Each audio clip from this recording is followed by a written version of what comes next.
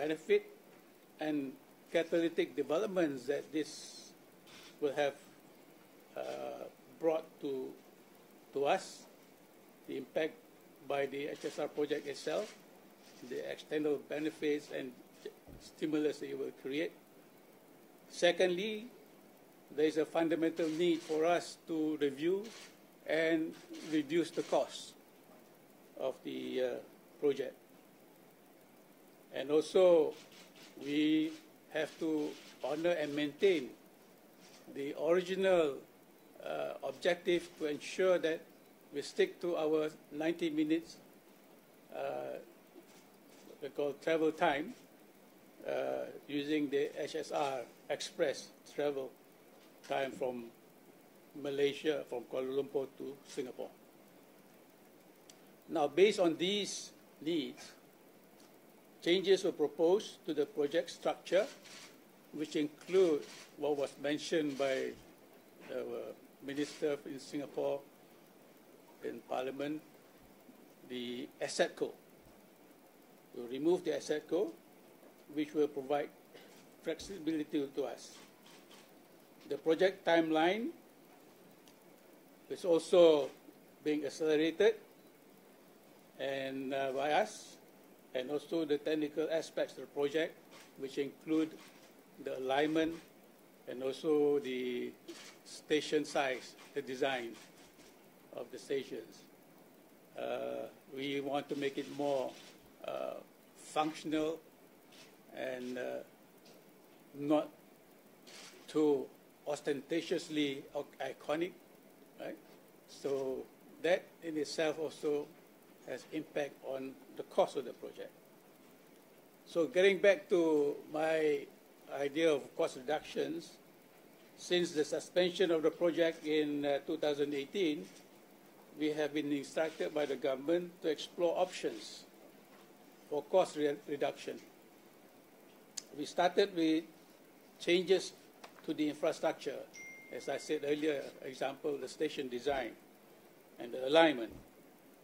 And this will, of course, give us some savings.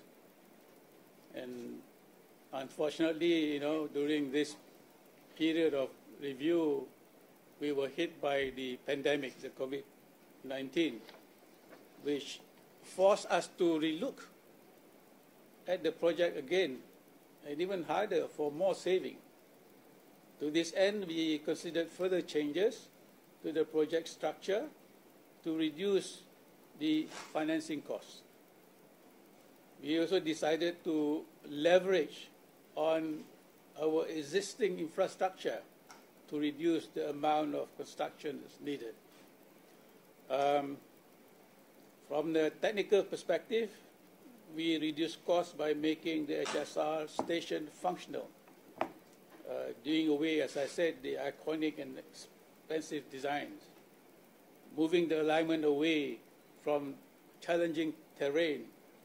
Like, for example, we moved the stations from Batu Pahat to Air Hitam, we straightened the alignment so that we will avoid the pit soil and also shorten the alignment itself. Commercially, the new project structure allows for us to be flexible in terms of financing options for the project, such as we can opt for deferred payment, PPPs, rather public-private partnership, and even perhaps looking at sovereign financing. So with this flexibility, the contingent liability in terms of government guarantee could be reduced. Because under the asset code, the government has to give a guarantee payment to the asset company. So the government also wanted to bring forward the start of the construction, and we want to finish earlier, 2 years earlier. This would have provided us a much-needed stimulus, a boost for our construction industry, and we will support we can also support the total construction sector in its ecosystem. So we can create also high value jobs, more employment opportunities be created for Malaysians. So this is the kind of flexibility and I would say, even when we talk about our idea of making sure that we will benefit Malaysians a lot more with this flexibility. So there'll be business opportunities, so not only for small and medium, but even for larger corporations, right? At a time when it, which is really required, especially now, we are trying to recover our economy. From the alteration of the project structure, the government also wanted to allow greater participation of local companies in the core technologies in the high-speed rail sector. Even though if we also want to make sure we can get the best by getting international experts also to participate. But it is also the government's policy. Whatever opportunity that we have to have international participation in our projects, we want to make sure the locals also collaborate with them so that we can have this transfer of technology. We have also not short of Malaysians who are capable, technically. So this is something that we are looking forward to. So we can actually develop and enhance the Malaysian local supply chain, perhaps they will become regional players. So one has to remember that this project, this high-speed rail project, is not just about connecting Singapore to Kuala Lumpur. It's about integration of the whole transportation network system, which will spur more and more economic development. You have to recall what happened with, when we first started the North-South Highway, right? Earlier on, people would think, oh, it's a crazy idea, why don't we just develop the state road, expand it, but see what North-South Highway has done, to the country. We opened up all the hinterland, and a lot more jobs were created, a lot more industries and developed. So it is a measure of new, what we call barometer for economic development. So hence, project like this, high-speed rail itself, is also going to be of the same, what we call result. As such, if we do this, right, we have that flexibility. We can call international tenders, whatever we can get the best of both worlds, right? Without having our hands tied, by having to consult another country to do what we want to do. So this is why we thought having the asset co maybe is not an idea which is suitable to us. And furthermore, on the asset co itself, conventionally the high-speed rail is deployed internationally, globally, in two models. One is what we call, which is a separated structure, where you have two. One is actually the infrastructure company that provides the civil infrastructure system, structures, and also the system components, the networking, things like that. This is the infrastructure company, which include building of the tracks, building of the bridges, the viaducts, or what have you, and then also building the tracks, and also incorporating the system. Then we have the operating company, right? The operating company. This is quite common already in Europe. Some of you might have been familiar if you if you take a Euro Star to go to London, from Paris, it is controlled by the French railway, National Railway, SCNF. Yes. Then when you go across to another country, it's controlled by but you have a common system, common standards. So for Malaysia, the high-speed rail, 350 kilometers long. Our section is 335 kilometers, right?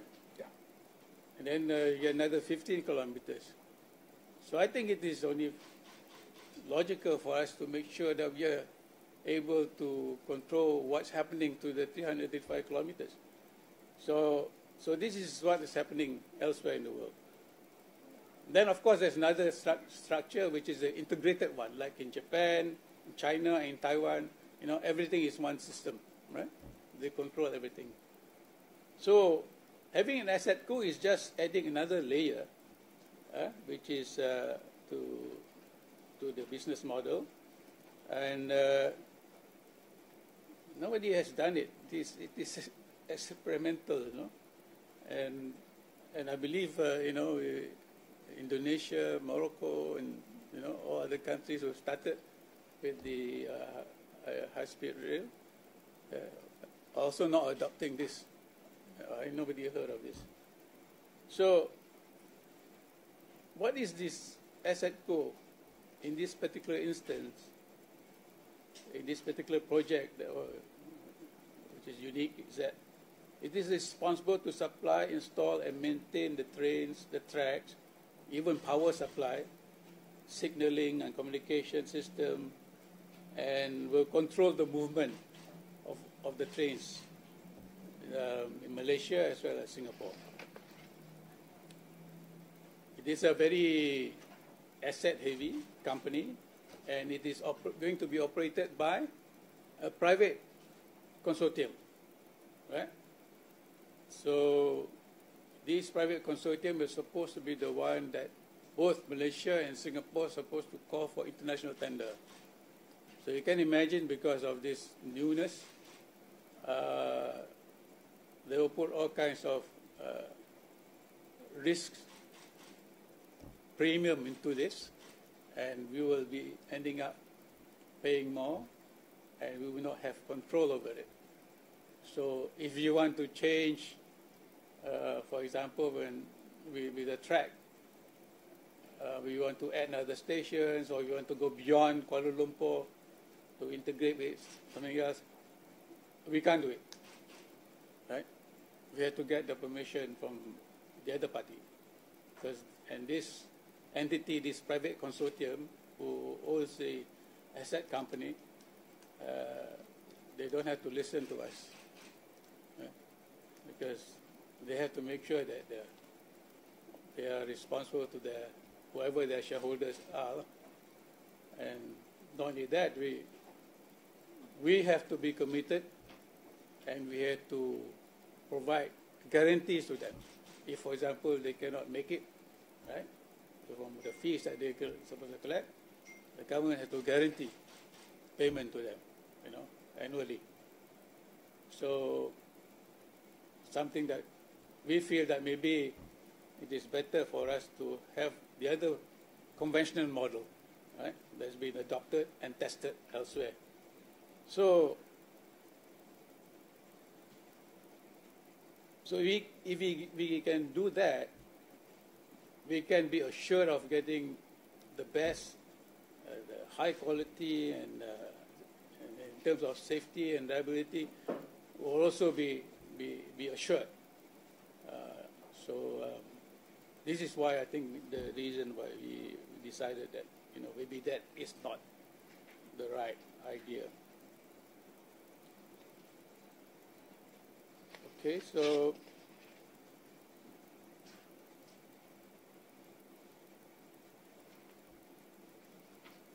the other thing also, about integration with the local network. we want also to include the connection to our KLIA, which we feel is very important. The connection to KLIA is very important. But it is not the case that we are going to stop the high-speed rail at KLIA. You know, that is not going to be the terminus. KLIA is just another stop which will connect KLIA to other parts of at least the southern part of Malaysia, and including to Singapore. So KLIA will become the hub for transportation in the country. It will boost its position as an international hub. So I think that is very important to us. But we didn't manage to go that far to talk to Singapore, because Singapore stopped talking to us after they saw that we do not want to have the asset co. So that is very unfortunate. And because the time period given to us to negotiate is too short, because it ended in December 31st, I believe we have, I don't know, my opinion is that if we can have more time, we could have ironed this thing out. But anyway, that's history already. So, what's next? Also, a lot of speculation saying that, you know, the train is going to stop in Johor Bahru or whatever. Look, you know, whatever it is, one has to remember the high-speed rail is a very important project, and it is supposed to be a catalyst, a catalytic project for economic development for the country. We will study further, right? We'll do a thorough study to see whether what is the viability if you were to embark and continue on to go to Johor from KL. But I believe eventually, right, we will have to have one. And, you know, China has developed, you know, something like 30,000 kilometers of high speed, and the country has changed, has transformed tremendously. And they are talking about the Belt and Road project, which has already been operational. And the connection to the peninsula of Malaysia, you know, to go to the tip of the Asian peninsula is just another leg. And this is in line with the earlier idea there was talk about to have a pan-Asian railway, right? So, my opinion, you know, we are talking about regional transportation network system, rail network system, and I think sooner or later it will have to happen. If we are going to be an economic force to be reckoned with globally, I think this part of Asia is, you know, ASEAN itself is very, very strong with 650 million people, you know, in ASEAN. It is only logical to have a very strong connectivity with all these people, you know, within the ASEAN region. So that is my take of it.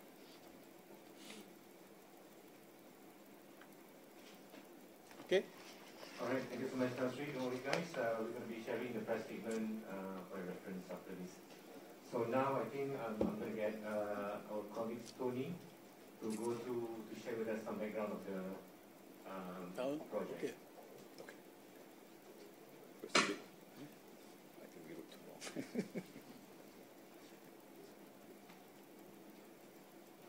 Good afternoon, ladies and gentlemen. So today I will just intro briefly about the project, give you a flavor of what the project are about, why do we do it, and then what's the benefit of doing such a background to.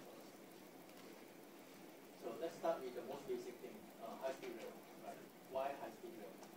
So there's something called a sweet spot, where the travel time between the two cities can be shortened tremendously. Now, looking at high-speed rail of 90 minutes service from here Singapore Express may not sound like very quick, but once you factor in all the hassle of going through the city to city, going through the immigrations with the 90-minute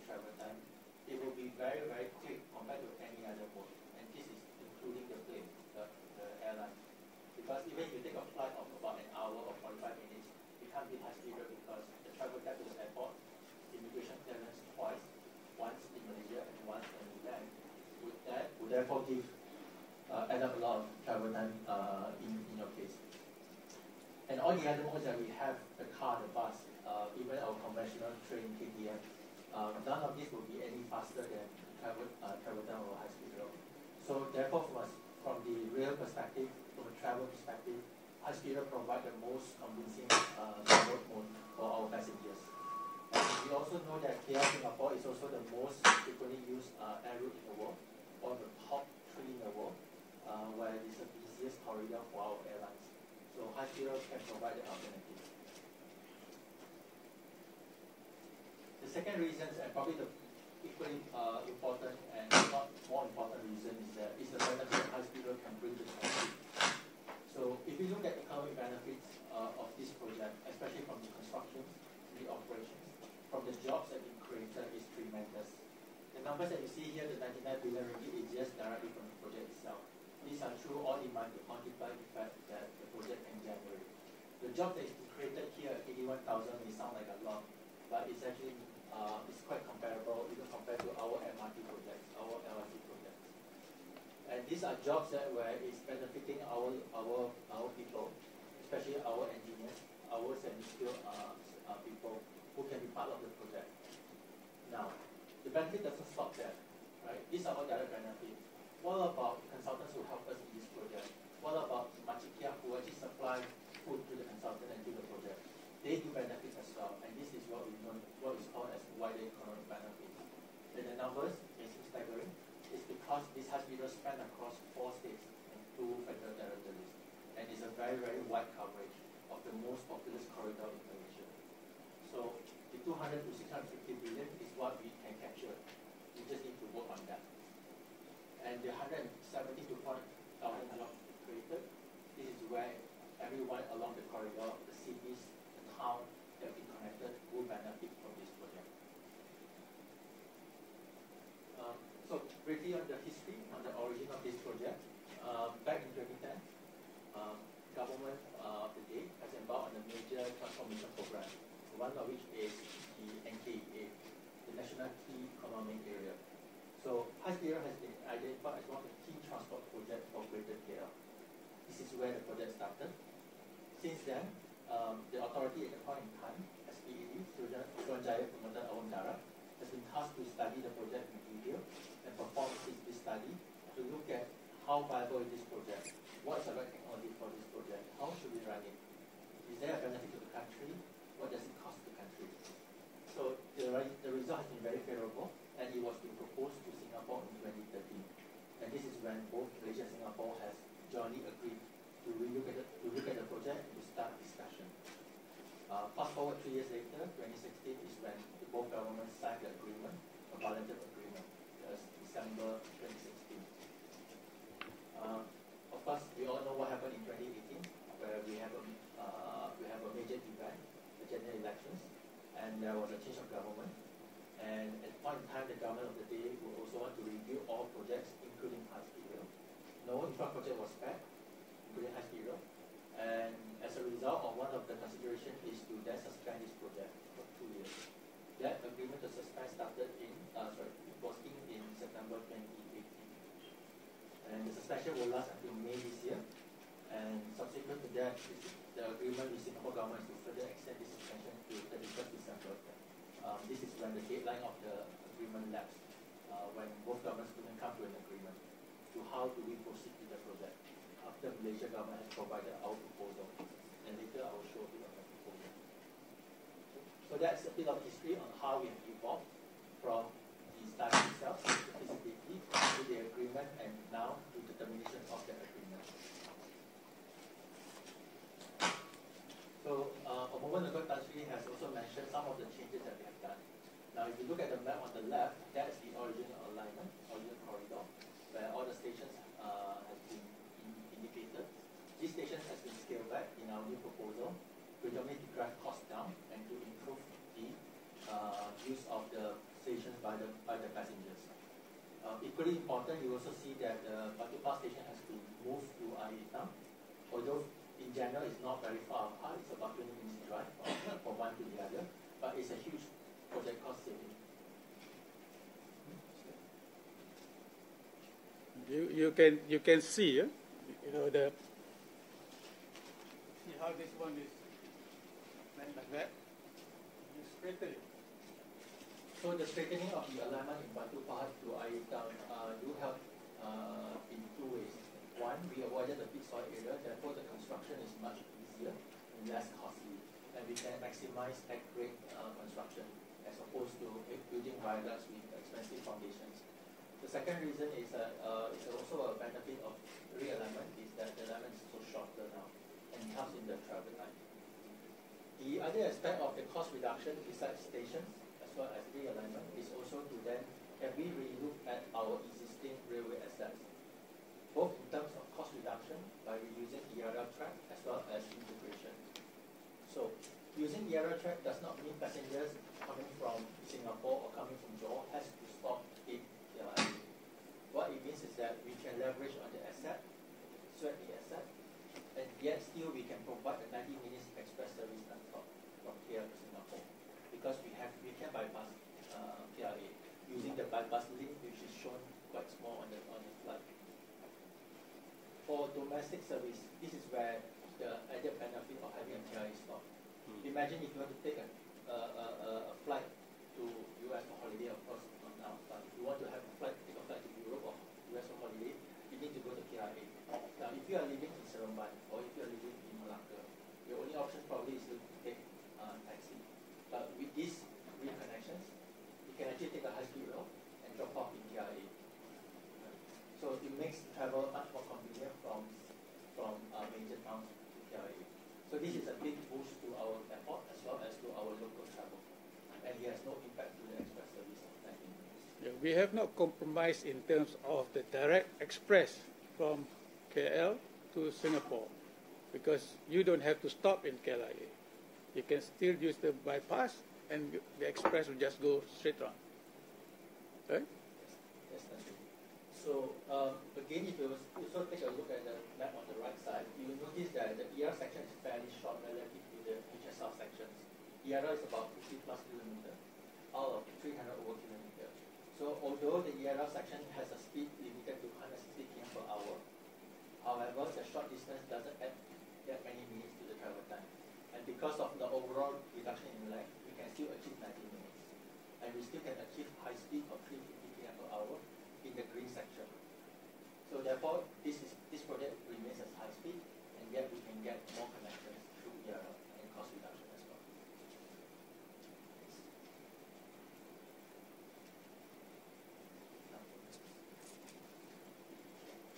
So, just a brief introduction of this thing called assets company. I know there are a lot of discussion out there about this assets company, and one of the primary reasons why we could not proceed with Singapore, or Singapore could not agree of removing this assets company.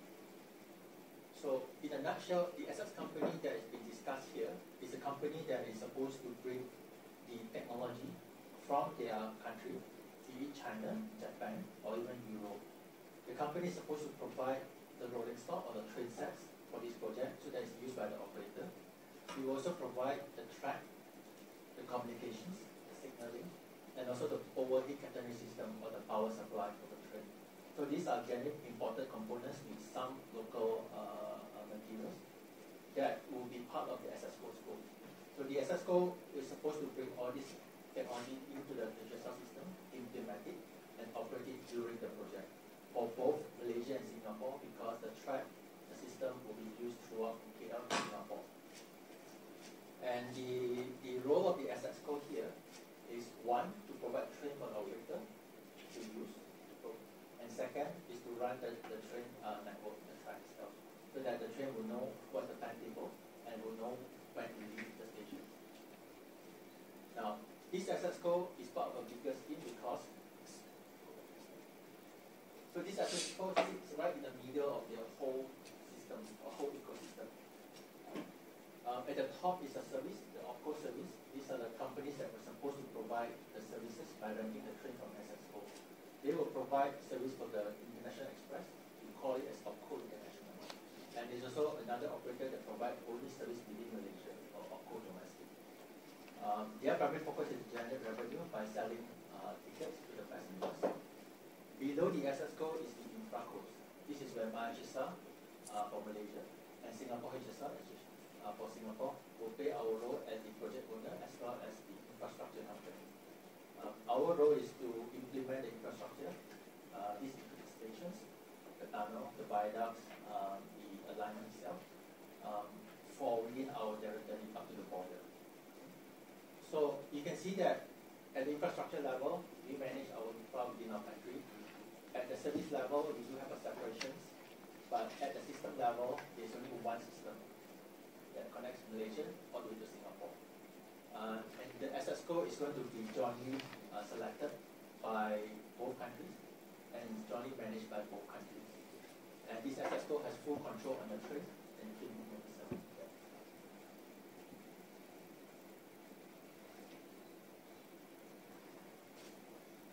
So we all know that, right, 2020 is the year of pandemic, and we hope that 2021 is the year where we get the vaccine to get us out of this pandemic. But then more importantly, the government has spent a lot, has incurred a lot of financial commitments to maintain and to sustain the economy. Now for us, we have been tasked to look at the project to find ways to bring the cost down as much as possible. And currently, the project model that we have before, or we agreed before, do incur a high cost. The additional access code in the mid-layer do cost more. There's a premium to that. And this access code being a private entity, in order for them to be sustainable through the concessions, they require some form of government support, or we call it as government guarantee. Dr. Mustafa has also indicated earlier on that this guarantee can be as much as 60 billion over 30 years. This is the price for us to bring in a private sector access code to undertake a massive asset company. The other aspect is that this asset code is going to be jointly appointed by two countries, and it will affect both countries' infrastructure. So therefore, the ability for us to manage the timeline, to expedite timeline in our interest to spur the economy will be very much limited in this case. And more importantly, is participation of local companies will also be limited. So the reason why we need to change is to reduce costs, and removing access code is one of the key ways to remove costs and financial commitment of the government. And secondly, is to reduce the TRR side, because this is a major cost reduction for us by minimizing the constructions into KL, which can be very costly. So I think as a general summary, the bilateral agreement has lapsed on 31st of December midnight, and the bilateral agreement has been terminated. The project will be reviewed by the government of Malaysia, and I understand that compensation has always been a key question for many people. But one thing to be certain is that this compensation is to reimburse the cost of the expenses Singapore has incurred while they undertake this project since the bilateral agreement signed. It's not a penalty. It's not to pay for something that doesn't belong to the project, and it doesn't include land. And finally, like you mentioned just now, the government is very keen and serious about this project, and therefore we are looking at a detailed study to assess whether this project is still viable without Singapore. With that, I conclude my presentations. Thank you so much, Tony. So now we have come to the time that we have all been waiting for. I now open the floor to questions. Can we have the first question, please? Could you please tell us what are the other feasible options for Malaysia to proceed HSR without Singapore? And could you please give us the timeline which destination will be involved in new HSR project involving Malaysia alone without Singapore? And can we also know the main reason of the HSR termination? Was it because of the pandemic or purely because of the removal of asset code? And could you also please tell us about the details of the compensation that Malaysia has to pay to Singapore? Thank you. And the timeline when does Malaysia to pay this compensation, and how are we going to pay for it? Are we going to issue a bond or borrowing? Thank you. What's the question again? Ada tiga. possible to do domestic? As far as the high-speed rail, when they say domestic, it means that we just within Malaysia. Of course, it will end up in Johor somewhere, right? But it is still subject to detailed analysis and feasibility. We will look at that option. As I said earlier, high-speed rail project, sooner or later will probably be implemented. It's a question of time, and of course, a question of cost and affordability of the country. So we have to look into that. And when we say that, it is also the impact it will have on the overall economic development of the country. What are the opportunities? What are the socio-economic impacts and benefits that we will gain for embarking in such a major project? So these are the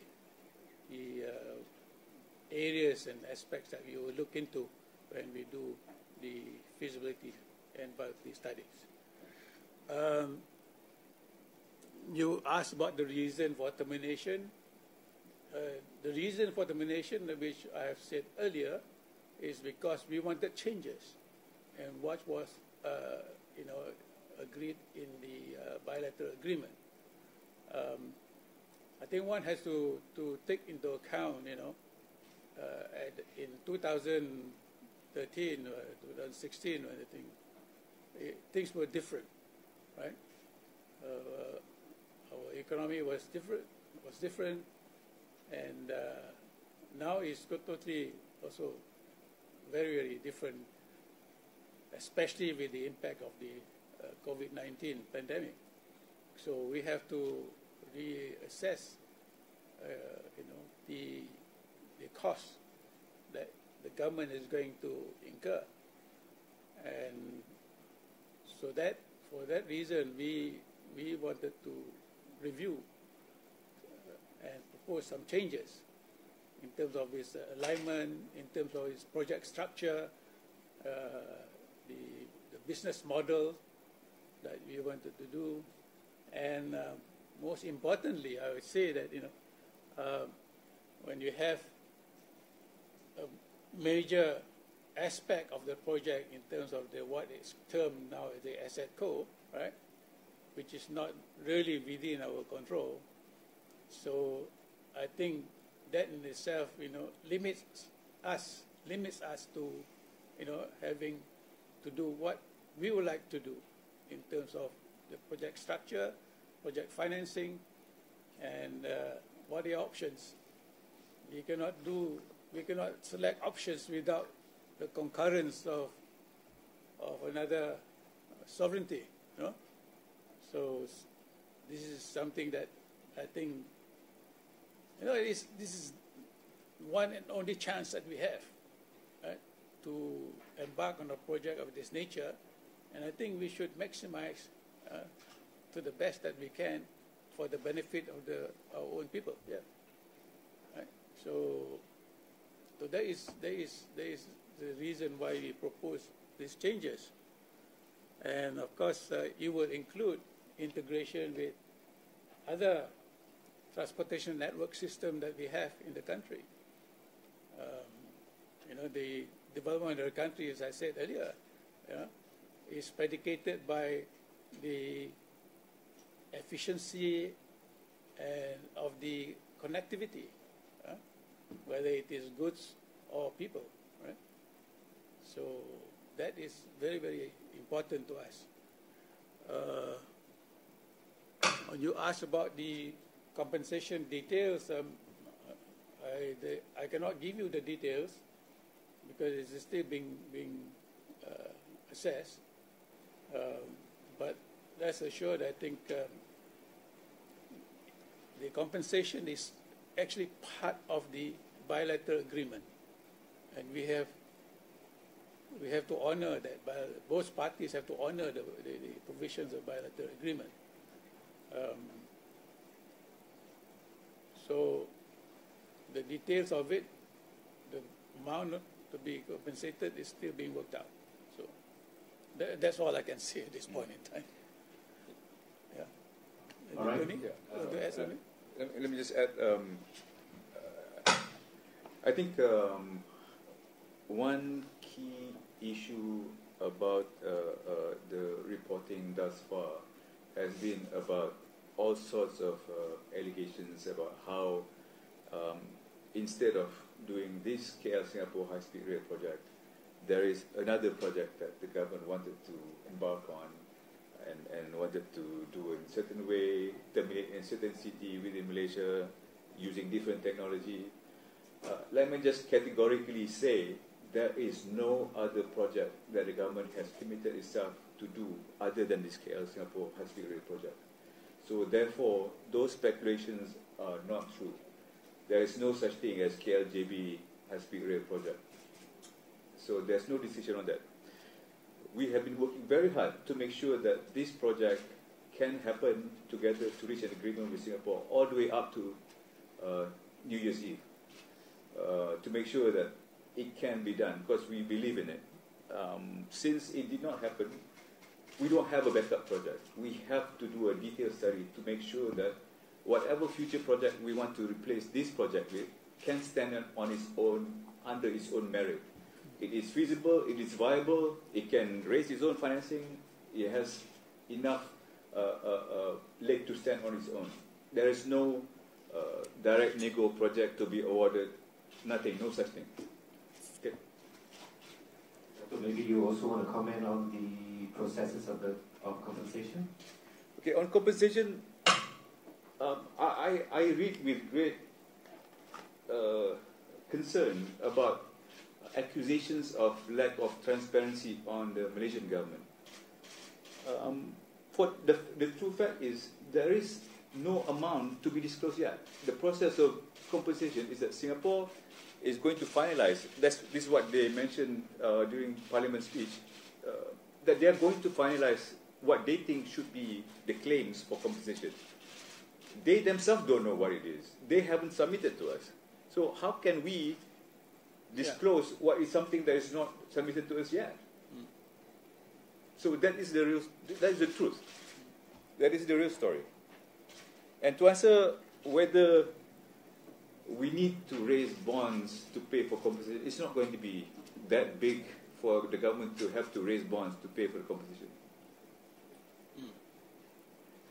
Not in my opinion. Okay, can we take another question, please? Yeah, go ahead. This is Nia from Berita. This is just a follow-up questions on compensation. So that Malaysia has to wait for the Singapore's decision first before we have the total amount to compensate to the Singapore. And then how soon can it be? Any expectation on that? Yeah, we're still working with Singapore on when they will submit the claims.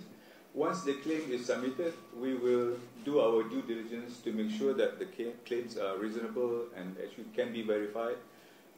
Then the process of discussion about the amount will happen. We expect all this to take place in the next few weeks.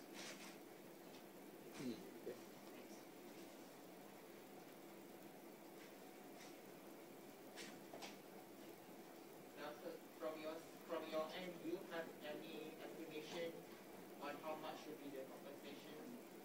We do, but no point talking about that until we get something from them.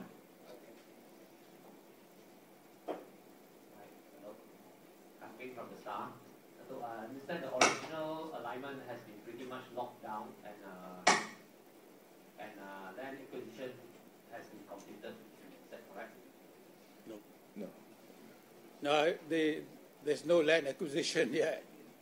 We have already fixed the alignment, but we have not gone to the process of doing land acquisition. No gazettement, no section gazettement, 8, no section 4 yet. So the original alignment is not yet so-called secured yet. No. there will be another process. If the project were to go ahead, that is the next process that would have, had to be done. So the optimized alignment that is proposed to cut travel time and reduce cost further, that is a simulation, and that has not been fully studied in great detail yet, right? No, it has been studied. We have done surveys, we have done thorough investigation, but it's just not been locked down in terms of, we haven't secured the land yet. That will be, as Tan Sri said, the next step in the process.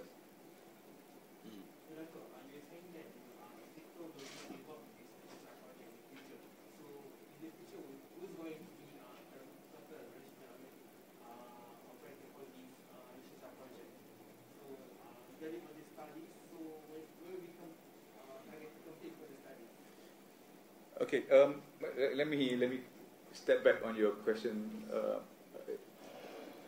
Let me just say again, there's no project, there's no project that has been earmarked, has been committed to, has been decided on. There's no project. So there's no asset code. We show you what changes we proposed. These are changes to the existing project, or the previous project with Singapore that we proposed. So this is not the alternative project. These were just proposal sets of changes that we proposed to Singapore. Here, we would like to change that project with these changes. So it's not an alternative project that we are committing ourselves on. That's not true. Any other questions? Go ahead.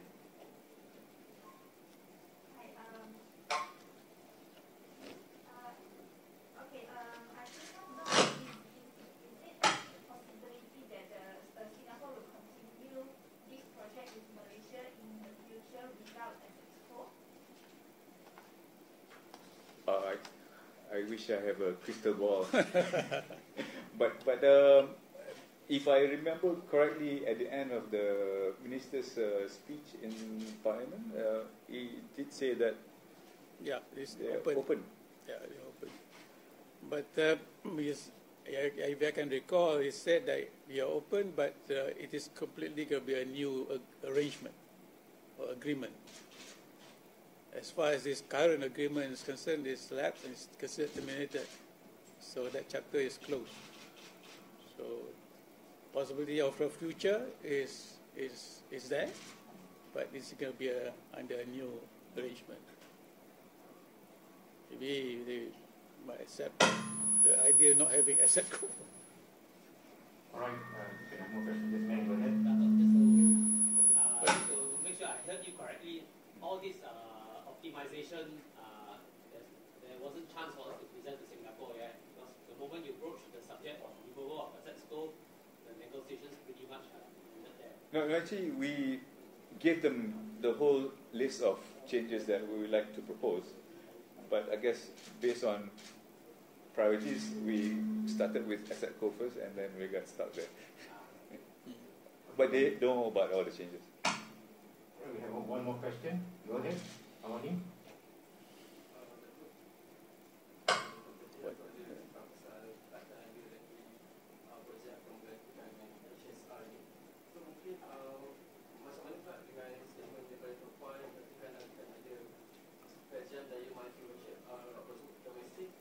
Okay, let me repeat again. What I said, there's no project committed or decided on as of now. We need to have a study to make sure that whatever project we replace this project with is viable on its own. So that study that you mentioned, Datuk Sri Mustafa said, is we will do the study and then we decide. So there might be a different project, there might even be an HSR project, but it cannot be done, it cannot be decided now. Do you have any timeline or period for that? We expect to embark on the study soon. We're still negotiating on the terms of reference, the scope of the study. So we hope that it can be concluded within 6 months, but it depends on how much work needs to be done. think we have time for another question. Is there any other question? If there's none, thank you so much for your time today. Please do let us know if you need any more clarifications. Thank you. Thank you, Tan Sri. Thank you, Dato'. Thank you. Thank you very much. Anything that we need to clarify in your mind as a code done? Nobody asked about sovereignty, though. Yeah. If somebody asked, Sorry. if somebody asked about it, I would have responded. Saya tolong AWANI, orang lain tak tolong.